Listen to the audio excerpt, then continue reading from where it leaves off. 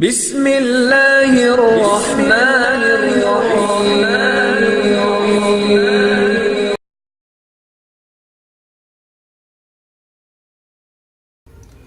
اندر وچ نماز اساڈی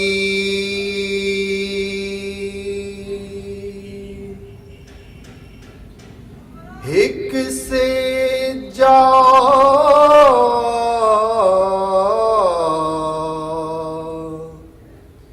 نتی وے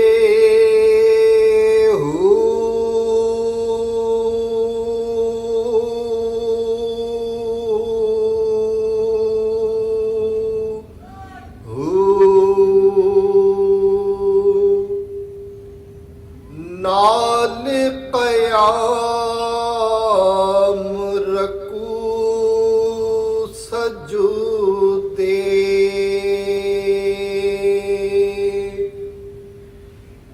کرے تکرار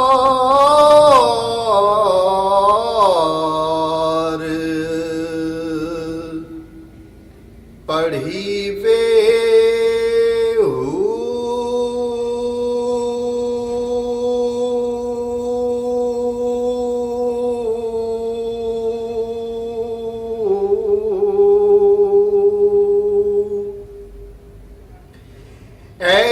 دل ہجر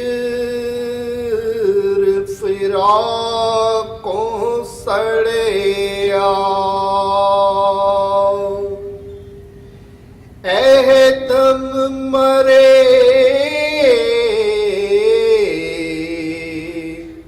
نہ جیوے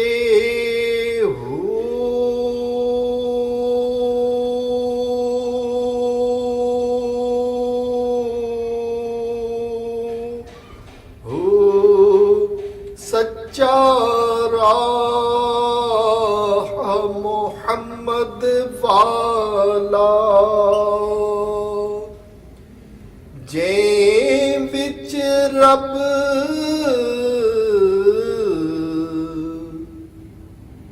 لبھے وے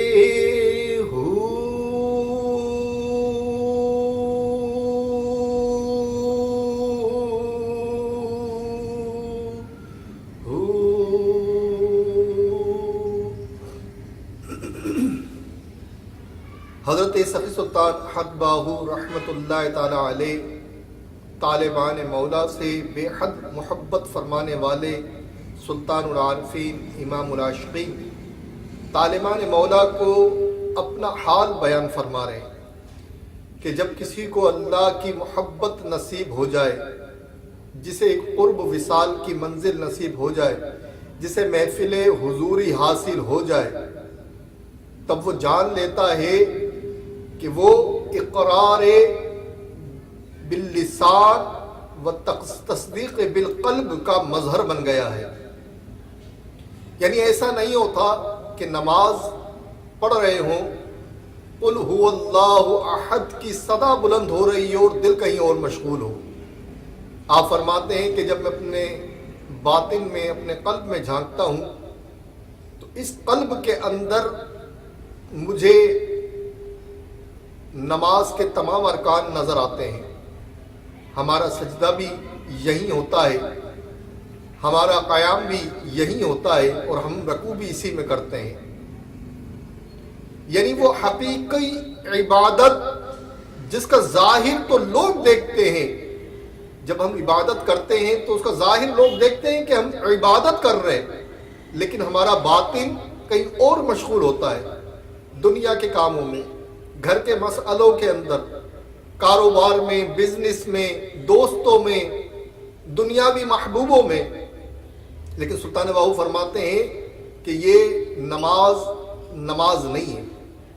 نماز وہ ہے جس میں زبان اقرار کرتی رہے اور اس کا دل اس کی تصدیق کرے، اور اگر یہ نماز نہیں ہے، ایسی نماز نہیں ہے، تو ایسی نماز جو ظاہر میں تو نماز ہو اور باطن میں دل کہیں اور مشغول ہو، فرماتے ہیں اسے نماز بھی نہیں کہتے۔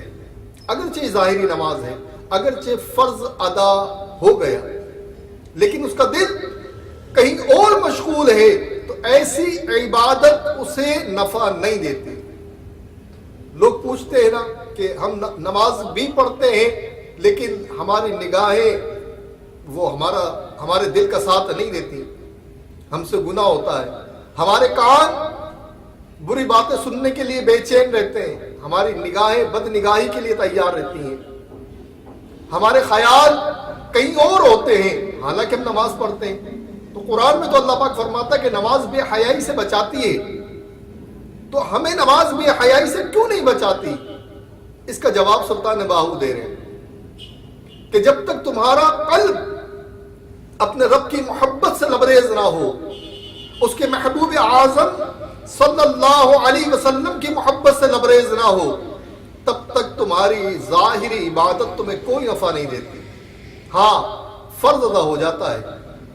اگر کوئی انسان گناہوں کے ساتھ حج کرے، زکوٰۃ کرتے ہوئے دکھاوا کرے تو فرض تو ساقط ہو گیا. پروردگار کی بارگاہ میں قبول جب ہوتا ہے جب اخلاص بھی ساتھ میں شامل ہو.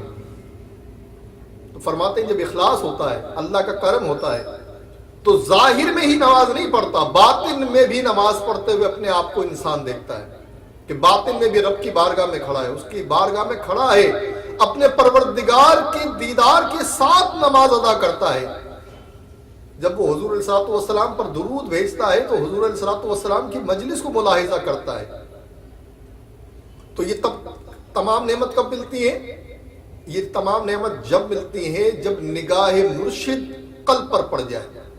جب طالب پر مرشد کی نگاہ پڑتی ہے تو اس کا قلب جو ہے وہ جاگ جاتا ہے، بیدار ہو جاتا ہے، اس سے حجابوں کے پردے دور ہو جاتے ہیں اور اس پر رب کی رحمت برستی ہے. تو دنیا میں بہت سے لوگ کامیابی کا معیار کیا سمجھتے ہیں کہ ان کے پاس بہت سی دولت ہو، کاروباری بزنس کی دنیا کے اندر ان کے پاس سکسیس ہو، تو جب بہت سا مال و متاع ہوگا تو انسان کامیاب ہو جائے گا. لیکن اللہ کے یہاں کامیابی کا معیار یہ نہیں ہے. اللہ کریم نے کامیابی کا معیار تقوی میں رکھا ہے. اور تقوی کہاں ہے؟ تقوی اللہ کے خوف میں ہے، اس کی محبت میں ہے. یہ خوف نہ کہ جہنم میں چلا جاؤں گا، یہ لالچ نہ ہو کہ جنت میں چلا جاؤں گا. تو عبادت پھر جنت کے لیے ہوتی ہے یا جنت دوزخ کے خوف سے ہوتی ہے؟ اور جب اخلاص ہو تو عبادت خالص اللہ کے لیے ہوتی ہے کہ میرے رب کا مجھ پہ حق ہے، اس نے مجھے اتنی محبت سے تخلیق کیا ہے، مجھ پر اتنے احسانات کیے ہیں، وہ میرا محبوب ہے اور اس کا مجھ پر حق ہے کہ میں اس کی عبادت ایسے کروں کہ اس عبادت میں کوئی حائل نہ ہو. تو یہ کمال کب ملتا ہے؟ جب قلب بیدار ہوتا ہے. اور قلب کب بیدار ہوتا ہے؟ جب نگاہ مرشد اس میں پڑتی ہے تو دنیا کی محبت جو بیجا محبت ہے وہ اس کے دل سے دور ہو جاتی ہے. پھر اس میں حرص نہیں ہوتا، اس میں ہوس نہیں ہوتی، اس میں طمع نہیں ہوتا. رب کی خالص محبت ہوتی ہے. کیوں؟ کیونکہ وہ میرا پروردگار ہے، اسی کا مجھ پہ سب سے زیادہ حق ہے. فرماتے ہیں کہ سچی راہ جو ہے وہ حضور سید دو عالم علیہ الصلوۃ والسلام کی شریعت میں پنہا ہے کہ جو حضور کی شریعت پر چلا اور حضور علیہ الصلوۃ والسلام کے حکم کو بغیر کسی دلیل کے چون و چنا کرے بغیر اس نے اس پر عمل کیا تو اس کے دل کو معرفت الہی نصیب ہوگی. وہی سچی راہ پہ جائے گا جو حضور علیہ الصلوۃ والسلام کی راہ پہ چلے گا. اب اس میں ایک نکتہ اور بھی ہے، جس نے خود کو پہچانا اس نے رب کو پہچانا. جو رب کو پہچان لیتا ہے وہ رب کے محبوب کو کیسے نہیں پہچانے گا. لیکن اظہار کی ہمت اگر ہو تو مقام ولایت میں وہ مقام عطا کیا جاتا ہے کہ تمام اولیاء بھی فخر کے ساتھ انہیں دیکھتے ہیں. لیکن اگر اتنی ہمت نہ ہو کہ اس کا اظہار کر سکیں تو پھر ولایت تو مل جاتی ہے، مقام رک جاتا ہے. تو سخی سلطان حق باہو اسی مقام کی طرف اشارہ کر رہے ہیں کہ جسے حضور علیہ الصلوۃ والسلام کی محبت نصیب ہو جائے پھر اس کے دل میں حضور علیہ الصلوۃ والسلام کی امت کی محبت بھی پیدا ہو جاتی ہے. پھر وہ ظاہری رونا نہیں روتا، اپنے بیان میں کچھ پاور پیدا کرنے کے لیے لوگوں کو متوجہ کرنے کے لیے پھر اس کو جھوٹا سوانگ نہیں بھرنا پڑتا، اس کا دل اخلاص سے لبریز ہوتا ہے، لوگ اس کی بات سنتے ہیں، اس پر آمنا و صدقنا کہتے ہیں اور ان کی زندگی میں انقلاب برپا ہو جاتا ہے۔ اللہ کریم سخی سلطان حق باہو رحمۃ اللہ تعالی علیہ کے بتائے ہوئے نسخے کے مطابق اپنی زندگی کو گزارنے کی توفیق عطا فرمائے، ہمیں ہمیشہ ہمیشہ ہمیشہ کے لیے با ادب رکھے، با ادبوں میں رکھے، اور یوں ہی ہمارا خاتمہ عشق و ایمان پہ ہو جائے۔ وَمَا عَلَيْنَا إِلَّا الْبَلَاغُ الْمُبِينُ۔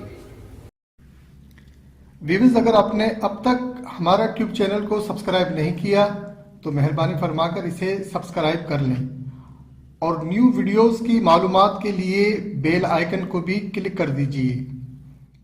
اگر آپ میرے بلاگ پر جانا چاہتے ہیں، میری تحریریں پڑھنا چاہتے ہیں، تو بلاگ کا لنک ڈسکرپشن میں موجود ہے، ishrateqbalwarsi.blogspot.com، اسے دیکھ کر وہاں سے آپ میری تحاریر کو بھی دیکھ سکتے ہیں۔